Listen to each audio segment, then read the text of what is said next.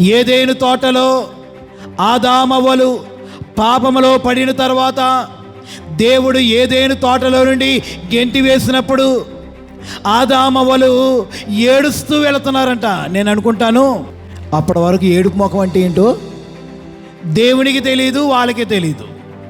గనుక వారు దేవుని నుండి ఎడబాటై వెళుతూ ఉన్నారు. దేవుడు కూడా ఈ యొక్క ఆదామవ్వలను ఏడుస్తూ వెళ్ళుట చూడలేకపోయాడంట దేవుడు.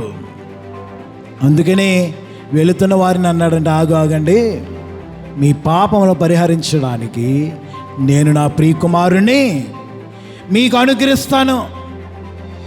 ఎప్పుడైతే మరి ప్రభుని అనుగ్రహిస్తానని వాగ్దానము పొందారో వారి నోటికి ఏం వచ్చిందంట? ఏడుపు ఆగిపోయింది, గొప్ప ఆదరణ కలిగింది.